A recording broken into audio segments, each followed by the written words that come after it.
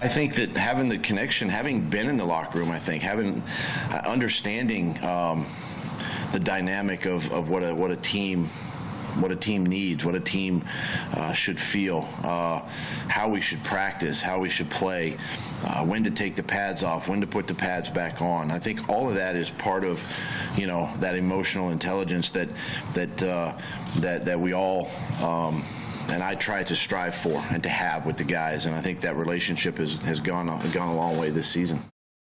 Cris, Canty, I think it's fair to say that if you lined up every head coach at the beginning of the season, there aren't many people who would have said, now, Doug Pederson, that guy is taking his team to the Super Bowl. I think this sort of came out of nowhere a little bit for Doug Pederson. What do you think the key has been to his success? Well, you know what? You make an interesting point, Jenna. 2 years ago, when the Eagles made that hire, everybody was criticizing the Eagles organization because they were saying that was probably the worst head coach hiring during that hiring cycle. But you look at what Doug Pederson has done with this team in the last 2 years, being able to retool the roster and deal with kind of the Chip Kelly philosophy of things and being able to adjust his scheme to take advantage of what was already in place while having a clear direction in terms of where you want to move this team to from an identity standpoint. But also what he's been able to do in terms of being able to overcome the losses of key veteran players like Darren Sproles and Jason Peters, not only what they mean on the field in terms of production, but what they mean to that locker room in leadership. And that's why I think that's one of the most, I guess, undersold parts of head coaching in the National Football League is having a pulse of your locker room and understanding the different dynamics of your team. And so to be able to understand where your team is at and being able to continue to motivate those guys, not allowing them to use injuries as an excuse, the fact that you lost Carson Wentz, who was playing at an MVP-type level, and you're able to put in your backup quarterback in Nick Foles. Granted, he does have experience in this league as a starter, but being able to put him in, knowing that he's a different quarterback with a different skill set and still find a way to be able to win and still find a way to be able to motivate your team. I mean, you look at the only loss that they have in Nick Foles' 5 starts, and it was a meaningless game in Week 17 against the Dallas Cowboys. So I'm impressed by what Doug Pederson has done with this team.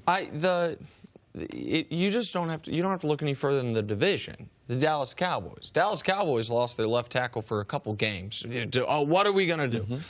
You can't win without him. Dallas Cowboys the Eagles lost their left tackle for the season. Dallas Cowboys lost their middle linebacker for a couple games. The team you can't win without Sean Lee. There's nothing to do. The team falls apart. The Eagles lost their middle linebacker. It's not as good as Sean Lee, but a good player for the entire season.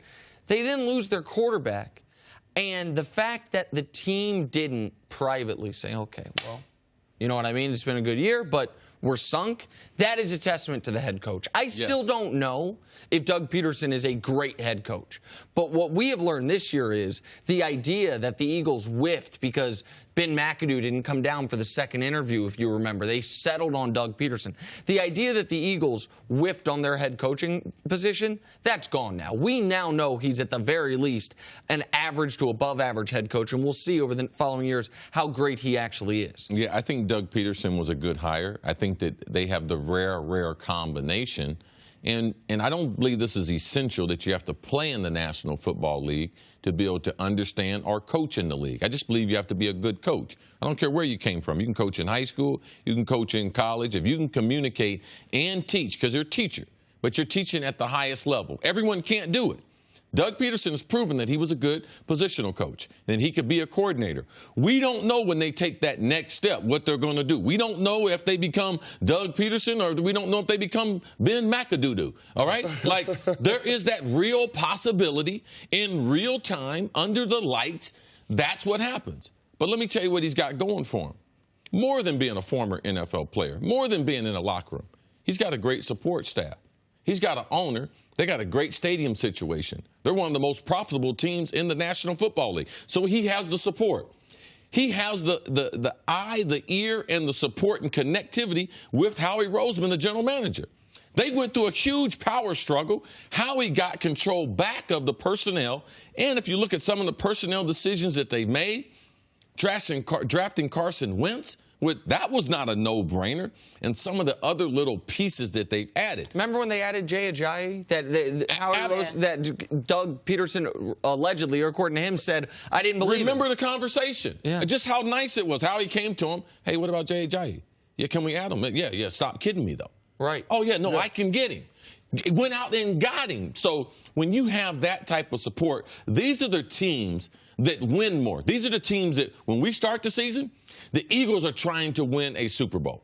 All right? They're one of the 12 teams that I think. Doug Pederson, they got it right in the head coach because he didn't make excuses, and no team has lost more valuable players. They didn't lose a middle linebacker. They lost Jordan Hicks. Man, he is a good football player. They lost one of the best left tackles. They lost maybe the best quarterback this year who was playing at an MVP level. They lost Darren Sproles. I mean, a specialist, a return, third down. So let's give the organization.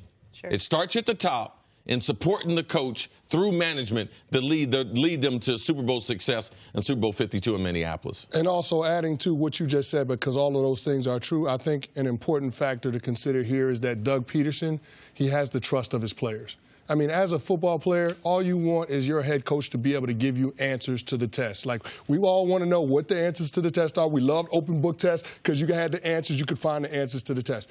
When your head coach has answers in terms of real solutions on how you can win games, how you can consistently be successful, then I think that you trust that head coach and you're willing to go out there because you have confidence. When you're a confident player, you're a faster player, you execute better. I think that's key for this Philadelphia Eagles team, especially in the postseason. I think we see Nick Foles. We had a little skepticism after the offense struggled those last 2 regular season games, but then seeing what they did against the Atlanta Falcons, how he picked it up in the second half, seeing what he did against the Minnesota Vikings, I think this team is growing more and more confident in their head coach's ability to put them in situations where they can be successful, and you can't understate that enough. You know, I mean, that's huge for a player. Is it more than just X's and O's and trust when it comes to the players, you know, taking in a head coach and following his leadership? Is there something else? Is there an intangible? I mean, you talk about Denny Green all the time and, like, his wisdom. Right.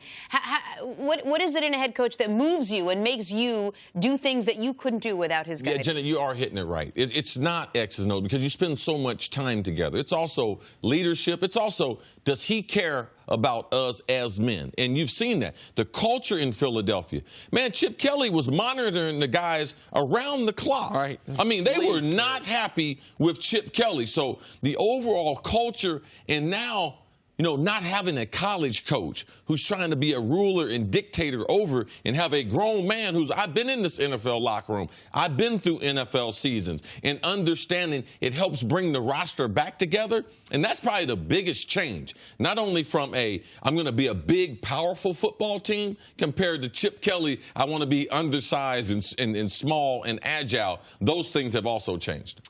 Thanks for watching. Subscribe here to get the latest from the show. Also, be sure to check out more of the best clips from First Things First, or go watch a few segments from our other shows on FS1.